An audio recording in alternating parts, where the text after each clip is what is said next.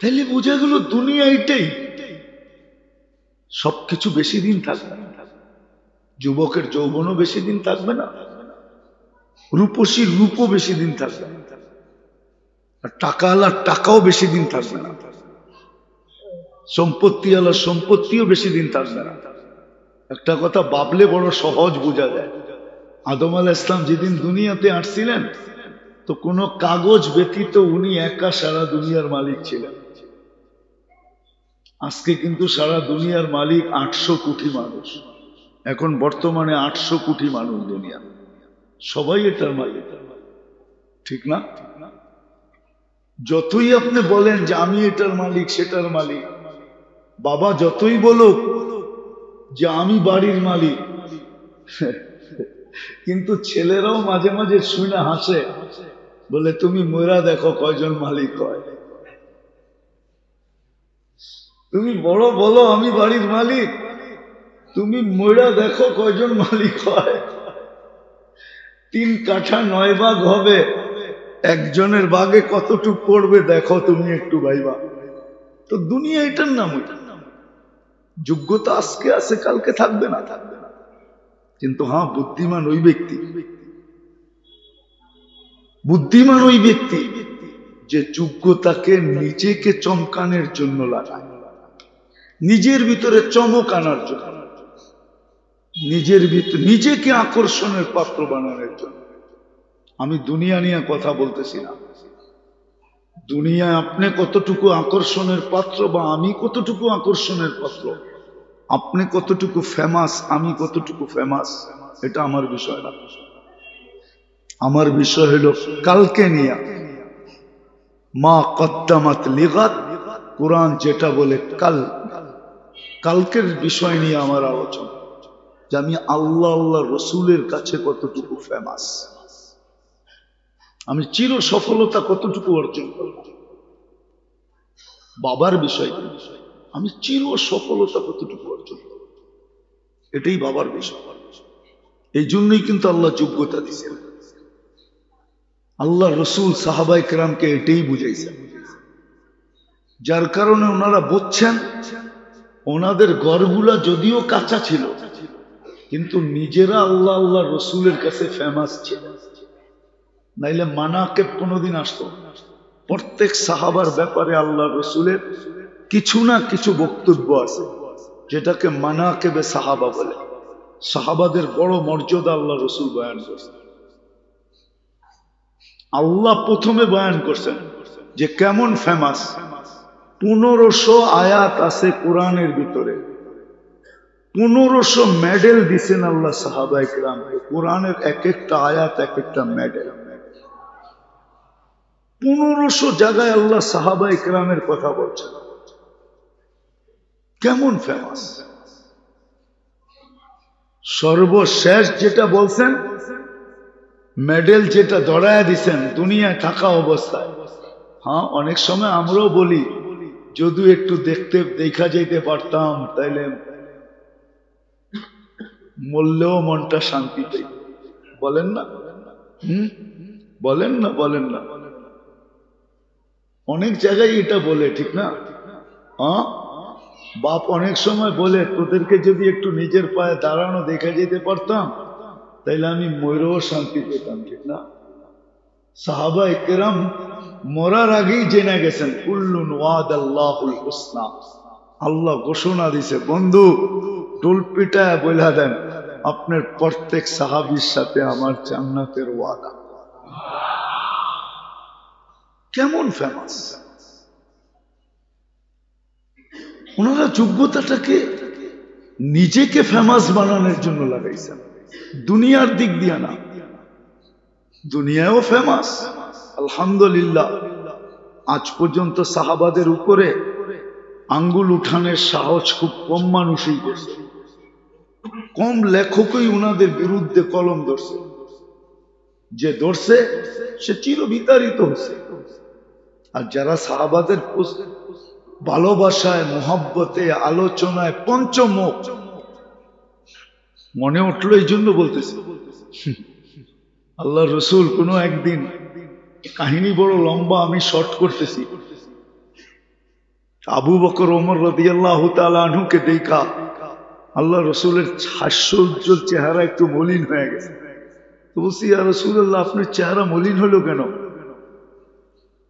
কাজে মলিন হইলো এই জন্য, আমার উম্মতে কিছু লোক তৈরি হবে যারা তোমাদের উপরে আঙ্গুল উঠাবে। তোমাদের উপরে আঙ্গুল উঠাবে, তোমাদের উপরে আঙ্গুল উঠাবে, এই কথা পাইবা আমার চেহারাটা মলিন হয়ে গেছে। তো বলছি, ইয়া রাসূলুল্লাহ, কেন আঙ্গুল উঠাবে? আমরা কি করলাম? 13 দোকান তো লুটায়া দিলাম আপনার জন্য, ইসলামের জন্য, আল্লাহর জন্য। দোকান তো 13টা ছিল আমার, ওনার কাপড়ের দোকান 13টা ছিল। কোন জায়গায় ছিল এটা হাজিরা চিনবে, চিনাইলে। হজ করছেন? করছেন? মক্কা টাওয়ারে গেছেন? 4 তলায় 2টা মসজিদ আছে, মসজিদে আবু বকর, দুটোটাই এক নামে। এটা আবু বকর সিদ্দিক রাদিয়াল্লাহু তাআলা আনহুর দোকানের জায়গা। এখানে 13টা দোকান ছিল। এই মক্কা টাওয়ারের পিছেই ওনার ঘর ছিল, একবারে পিছে। যেটা আগে মিসফালা বাঙালি পাড়া যেত, মক্কা টাওয়ার ক্রস করলেই ঢাকা হোটেল আসতো। এখন তো ভাঙা ফেলছে সব।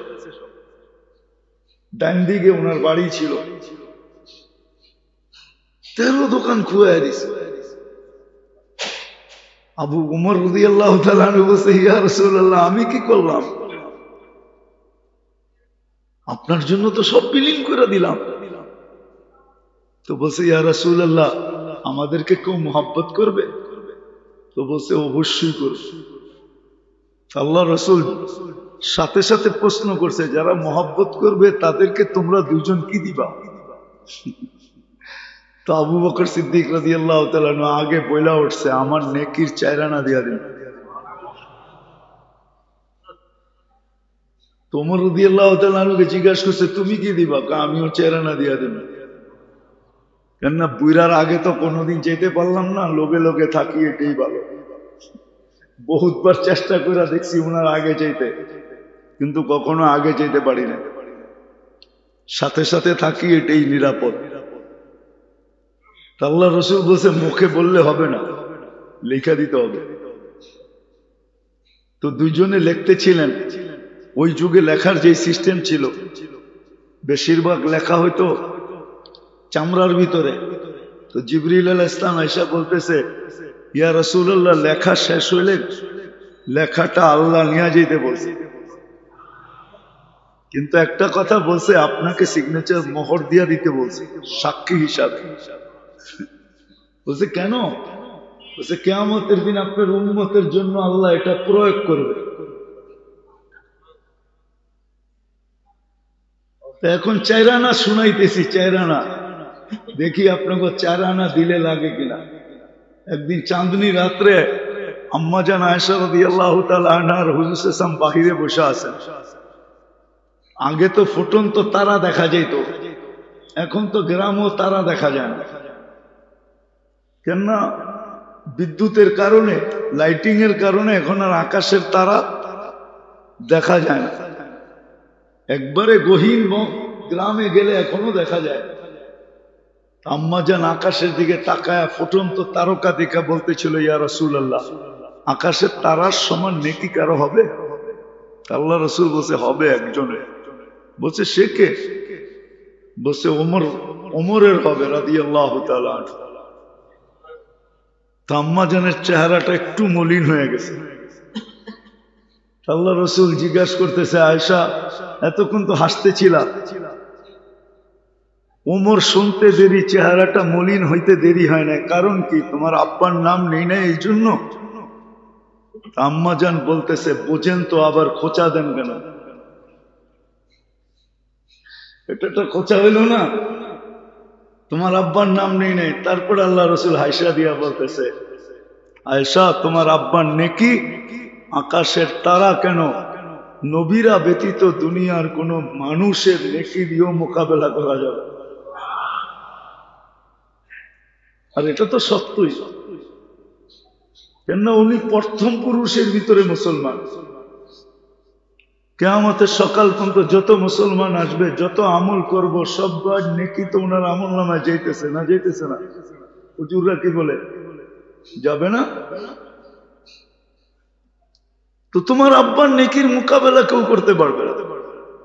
এখন 4 আনা শুনাইতেছি, ওমর রাদিয়াল্লাহু তাআলা আনহুর 4 আনা, 25 পয়সা, 4 ভাগের 1 ভাগ। তাইলে আবু বকর সিদ্দিক রাদিয়াল্লাহু তাআলা আনহুর 4 আনা বুঝে আসবে। বর্তমান বিজ্ঞান বলে আকাশের যে তারকারাজি, এটা যদি দুনিয়ার মানুষ গণতে বসে, বর্তমানে 800 কোটি মানুষ, তাহলে 200 কোটি বছর লাগবে। এখন ওমর রাদিয়াল্লাহু তাআলা আনহুর 4 আনা যদি গণতে বসে, তাহলে বর্তমান 800 কোটি মানুষের 50 কোটি বছর লাগবে। এবার মনে করেন আবু বকর সিদ্দিক রাদিয়াল্লাহু তাআলা আনহুর 4 আনা কত হবে?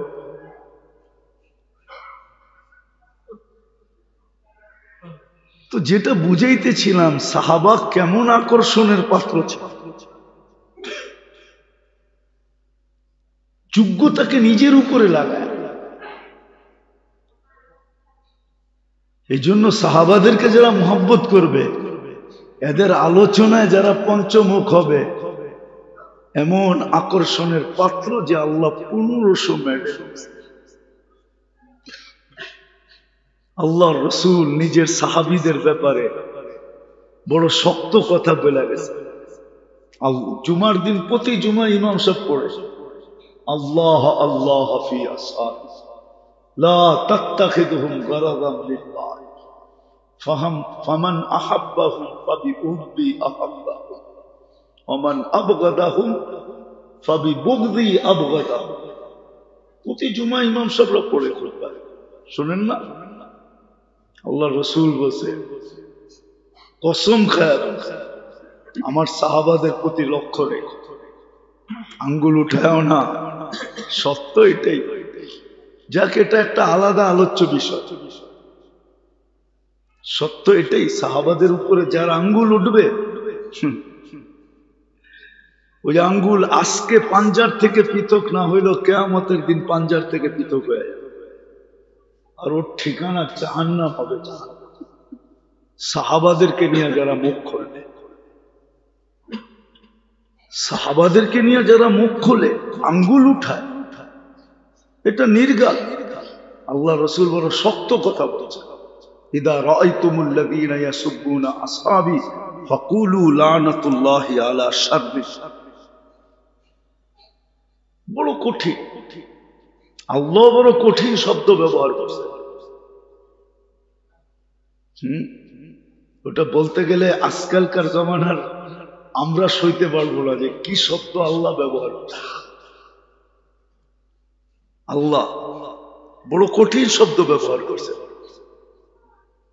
ইউজিবু সুররা আলিয়া কাইদা বিহিমুল কুফার, বড় কঠিন শব্দ ব্যবহার করছে। এই জন্য সাহাবাদেরকে চিনি আর না চিনি, ওনাদের সম্বন্ধে জানি আর না জানি, মোহাব্বত যদি নাও করতে পারি, কিন্তু কোনো কটূক্তি করতে নাই। মোহাব্বত যদি আপনি দিলে জায়গা নাও দিতে পারেন, কিন্তু কটূক্তি করা চাই, আঙ্গুল উঠানো চাই না। সাহাবা বলছে, কাহিনী শেষ। সাহাবা শেষ কাহিনী, সাহাবা বলছে কাহিনী শেষ। যেই এই কথা বলে যে ভাই এটা সাহাবা বলছে, আল্লাহর রাসূলের সাহাবী বলছে, কাহিনী শেষ। আপনি চুপ হয়ে যান যে না, এখানে আর কোনো মন্তব্য চলবে না। কারণ আল্লাহর সাহাবারা বড় প্রিয় আল্লাহর কাছে, আল্লাহর রাসূলের কাছে। যাক, আমি যেটা বুঝাইতেছিলাম শেষ জায়গায় চলে আসছি, আমাদের যোগ্যতাকে মেরে দোস্ত নিজেকে চমকানোর জন্য লাগানো উচিত, নিজেকে আকর্ষণের পাত্র বানানোর জন্য।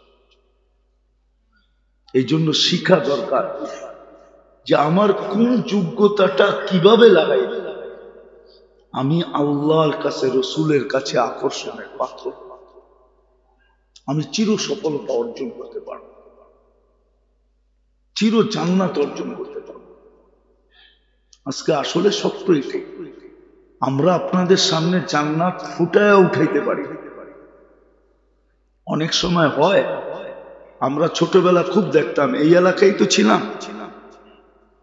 নিউ টাউন তো অল্প কয়েকদিন হলো গেলাম, ছোটবেলার থেকে তো এই টাউনই বড় হয়েছে। তো দেখতাম আগে যে রাস্তায় ওষুধ বেচত, ও এরকম ভাবে ফুটায় উঠাইতো যে রোগ না হইলেও কিনা নিয়ে যেত, ঠিক না? ওর লিকচারের ঢঙই এরকম ছিল, ঠিক না? ঠিক।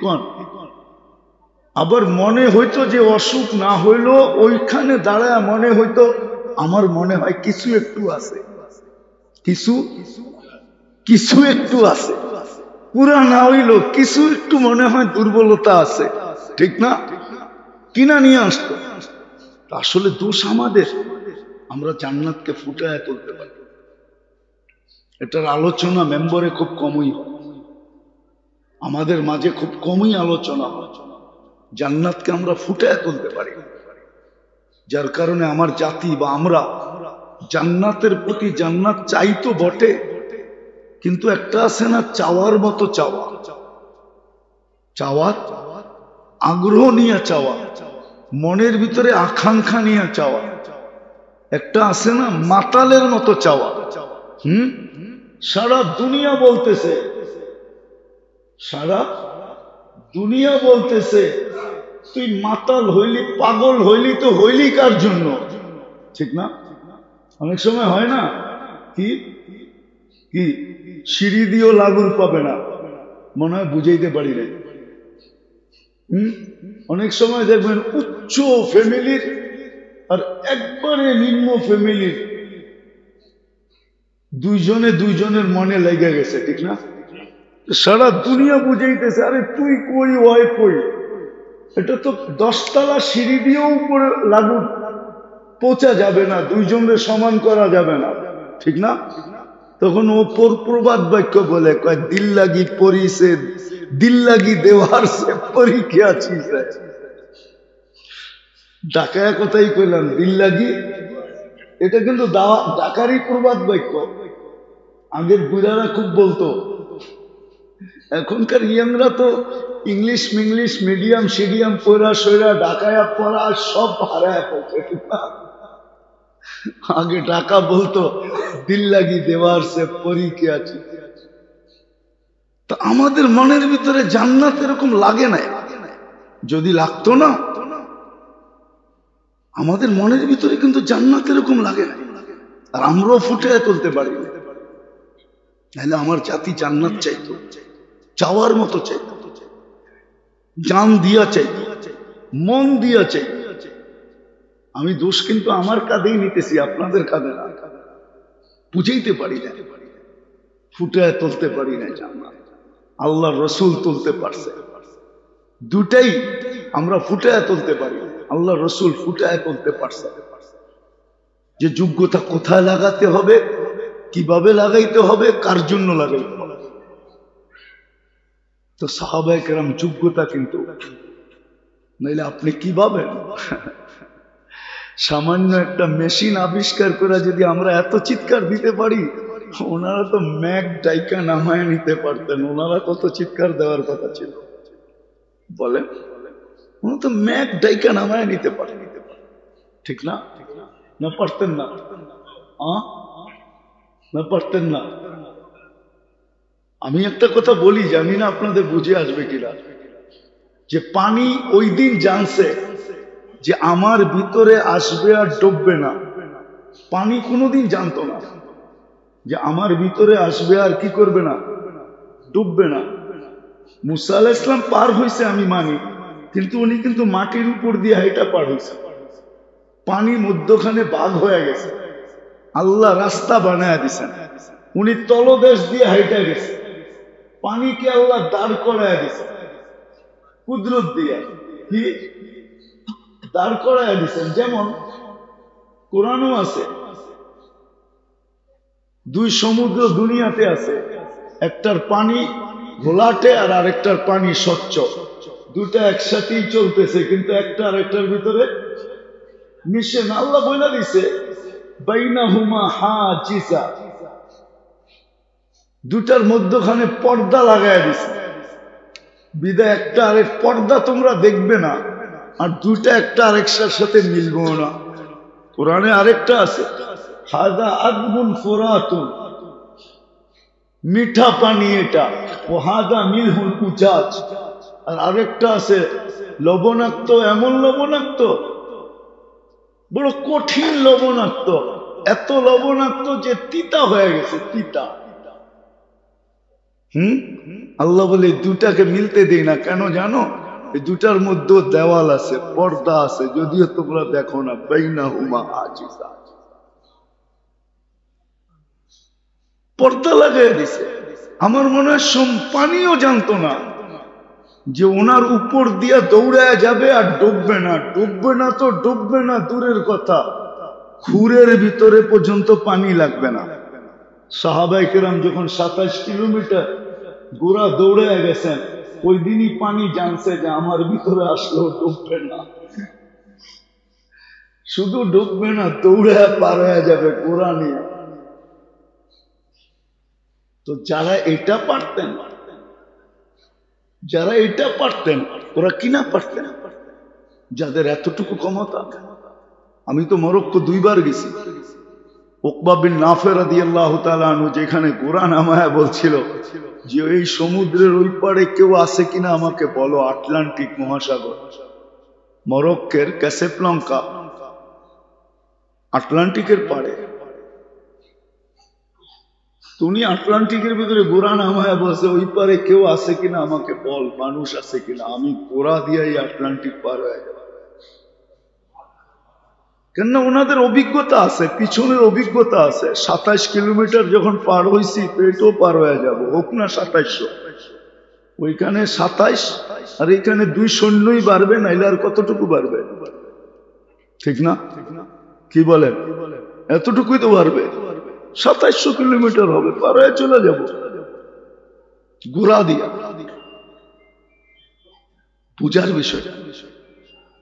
এই জন্য শিখা উচিত যে আমার যোগ্যতা আমি আমার উপরেই লাগাবো, কিন্তু কিভাবে লাগাবো এটা শেখা উচিত।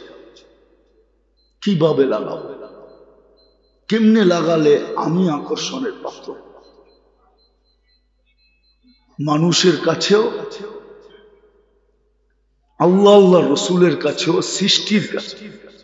একটা কথা ভালো মতে বোঝেন, দুনিয়ার বহুত ফেমাস মানুষ আছে, ইতিহাসের পাতায় এখনো ওদের নাম আছে, আমাদের মুখে মুখে চর্চাও আছে, কিন্তু ওই লোকগুলো আমি ইন্টিগ্রেটর করতে চাইতেছি, শুধু বোঝানোর জন্য বলতেছি, নাহলে আমি আঙ্গুল দিয়ে দেখায় দিতে পারি। ওদের জন্য আপনি রহমতুল্লাহ কতবার পড়েন, ওদের নাম নিয়ে রহমতুল্লাহ আলাই কতবার পড়েন? কি আর শাহজালাল রহমতুল্লাহ আলাইর নাম নিয়ে কতবার রহমতুল্লাহ আলাই পড়েন বলেন? হাফিজ জৌজির নাম নিয়ে কতবার রহমতুল্লাহ আলাই পড়েন? আল্লাহ ওয়ালারা যারা কবরে চলে গেছে, এদের নাম নিয়ে কতবার রহমতুল্লাহ আলাই পড়েন? তাবলীগের যে প্রথম মুরব্বী ছিল আব্দুল আজিজ সাহেব রহমতুল্লাহ আলাই, ওনার নাম নিয়ে রহমতুল্লাহ আলাই মানুষ কতবার পড়ে? আরো তো ইতিহাসের পাতায় কিছু ফেমাস লোক আছে যাদের নামের চর্চাও আছে, কিন্তু আজ পর্যন্ত তো কাউকে শুনলাম না রহমতুল্লাহ আলাই পড়তে। রহমতুল্লাহ আলাই তো দোয়া সূচক শব্দ, যে আল্লাহ এর উপরে রহমত বর্ষিত করে, কেউ তো পড়ে না। এটা তো হলো দুনিয়া আখেরাতের ফেমাসের পার্থক্যটা।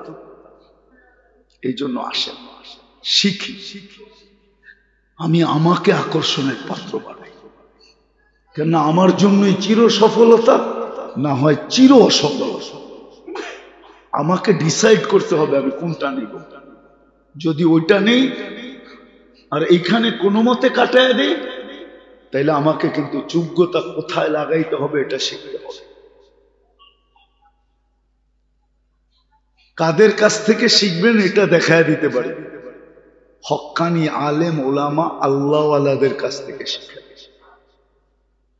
এরা যেইভাবে বলে ওইভাবে যোগ্যতাকে কাজে লাগান, এদের কাছ থেকে শিখে। হক্কানি আলেম আল্লাহ ওয়ালাদের কাছ থেকে শিখবেন, এদের সোহবতে যে শিখেন। যতদিন শিখতে পারলেন না অতদিনের জন্য দুটা ওজিফা বইলা দিতে পারে, দুটা কাজ বইলা দিতে পারে, যে যতদিন আপনি শিখতে পারলেন গেলেন না ততদিন পর্যন্ত সকাল বেকাল নিজের জন্য তওবাকে বাধ্যতামূলক করেন। সকালে উঠা বলেন আল্লাহর কাছে মাপ চান, আল্লাহ রাতটা কাইটা গেল বলো সন্নিকটে থাকার জন্য। আপনি একটা কথা দেখেন, রাতটা কিন্তু আল্লাহর কাছে ঘুমানোর জন্য যেমন তেমন আল্লাহর কাছে হওয়ার জন্য তেমন। আপনি বলবেন আল্লাহর কাছে হব কিভাবে? আমি যুক্তি দিতেছি। আমাদের এই দুনিয়ার থেকে প্রথম আকাশ 500 বছরের রাস্তা। প্রথম আকাশটা মোটা 500 বছর, ওটার থেকে দ্বিতীয় আকাশ 500 বছর, মোটা 500 বছর। কিন্তু রাতের 3 ভাগের 1 ভাগ যখন অতিবাহিত হয়ে যায় তো আল্লাহ প্রথম আকাশে চলে আসে। কি 7000 মাইলের দূরত্ব, 7000 বৎসরের দূরত্ব কইমা 1000 বৎসরের দূরত্বে চলে আসে। তাহলে কাছে হওয়া না? মনে হয় বুঝাইতে পারিনি, বুঝছেন? সকালে উঠে তওবা করেন যে আল্লাহ রাত্রটা তো ছিল তোমার কাছে হওয়ার জন্য, আমি তো ঘুমায় কাটায় দিছি, কাছে হইতে পারি নাই, আল্লাহ মাফ করে দিয়েন না। আবার যখন বিকাল হবে ঘুমাবেন তখন আবার তওবা যে আল্লাহ দিনটাও ছিল তোমার সাথে সন্ধির ভিতরে কাটানোর জন্য। সন্ধি, সন্ধি বোঝেন তো? আর একটা কি বাংলা, ভালো বাংলা আছে না কি জানি, 2 দল এক হয়ে যায়, আপোষে কি করে ফেলে, কি সমঝোতা, কম্প্রোমাইজ, ঠিক না? এটা মনে হয় ভালো বুঝবেন, ঠিক না?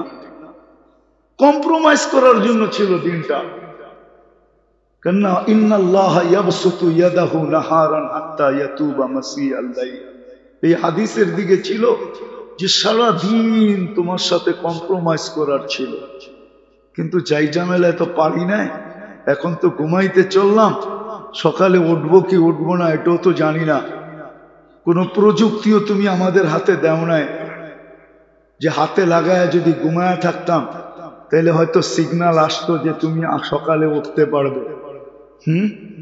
আছে না কিছু জিনিস লাগায় বসে থাকলে সিগন্যাল আসতে থাকে, ঠিক না? কি এর মতো কোনো মেশিন আসে না, বিদায় সকালে উঠবো কি তাও জানি না, সারাদিনে কম্প্রোমাইজও থাকতে পারি নাই, বিদায় তুমি আমাদের মাফ করে দাও না। এই 2 বেলা তওবা যতদিন শিখতে না পারে নিজের জন্য একান্ত জরুরি মনে করি করবেন। বুঝাইতে পারলাম? কোনো কঠিন না, কিন্তু সকালে উঠে এতটুক বলবেন আল্লাহ সারা রাত তোমার কাছে থাকার কথা ছিল কিন্তু পারি নাই, ঘুমায়া ঘুমে টাল হয়ে গেছে, আল্লাহ আপনি আমারে মাফ করে দেন না। ঘুমানোর সময় আবার বলেন সারাদিন কম্প্রোমাইজ করার কথা ছিল তোমার সাথে কিন্তু পারি তো না, এখন তো ঘুম, চোখ বলে বিছনায় যাই, আমি ঘুমায় যাব, আপনি মাফ করে দেন না। যতদিন শিখতে না পারি এই সবকটা দিলে কাইঠা যে আমি সকাল বিকাল আল্লাহর কাছে মাফ চাই। মেরে দোস্ত, হুজুররা এখানে অনেকেই আছেন, কখনো কখনো হাজারো মানুষের কর্মের চেয়ে মাপ আল্লাহর কাছে পছন্দনীয় বেশি। মাপ চাওয়া আল্লাহর কাছে পছন্দনীয়, শুধু বেশি না, অনেক বেশি, অবর্ণনীয় বেশি। মাপ আল্লাহ অনেক পছন্দ করে, মাপ অনেক। এই জন্য উর্দুতে একটা প্রবাদ বাক্য আছে, বলমু কিনা বলমু না এটাও ভাবতেছি, আবার দিলে কে কিভাবে নিয়ে নিবে এটাও একটা সমস্যা। উর্দুতে একটা প্রবাদ বাক্য আছে, কবর में जाने के बाद फरिश्ता पूछेंगे गुनाह क्यों ना किया, क्या अल्लाह गफूरुर रहीम नहीं था। এটা বুঝতে গেলে অনেক কঠিন, কিন্তু যে কেউ লেখে নাই, আমার মতো লল্লু পাঞ্জু লেখে নাই, যে লেখছে সে বড় উঁচা মানুষ, আর এটার মিনিংস অনেক কঠিন। कब्र में जाने के बाद फरिश्ता पूछेंगे गुनाह क्यों ना किया, क्या अल्लाह गफूरुर रहीम नहीं था? এটা এক হাদিসের তরজমা, লাউ লাম তাযনাবু লাআজআলু খালকান ইয়াযনাবু ওয়া ইস্তাগফির। তোমরা যদি গুনাহ না করো তো এরকম জাতি বানাবো, গুনাহ করবে আর আমার কাছে মাপ চাবে। কেননা মাপ চাওয়াটা আল্লাহর কাছে অনেক ভালো লাগে। কি কি আরেকটা শব্দ কয়ে দিব, আল্লাহর লেগে এই শব্দটা শোভা পাবে না। কি বলেন? আরেকটা বললে তো ডাকায়েরা রাগ হয়ে যাবে। বলা ফেলবো, রাগ হবেন না তো? হ্যাঁ, ডাকায়েগো যদি নিজস্ব সম্পত্তি ওনারা বিক্রি না করতেন তাহলে পুরান ঢাকায় বাঙ্গালগো এত বাড়িঘর হতো না, হতো নাকি? হ্যাঁ, কি মনে হয় রাগ হয়ে গেলেন, ঠিক না? আবার আমরাও রাগ হয়ে গেলাম, বাঙ্গাল কইলাম, ঠিক না? আপনাকে ভাষাটাই ব্যবহার করলাম। আর নন ডাকায়াতের এত বাড়িঘর হতো নাকি? এখন ডাকায়াগো বাড়িঘর বেশি না নন ডাকায়াগো বাড়িঘর বেশি? হ্যাঁ, নন ডাকায়াগো, ঠিক না? আপনাকে তো ছোট একটা বাড়ি আছে, ওগো তো বাড়িও আছে, বিরাট বড় একটা মার্কেটও আছে। বেশিরভাগ মার্কেটের মালিকই তো নন ডাকায়ারা, ঠিক না?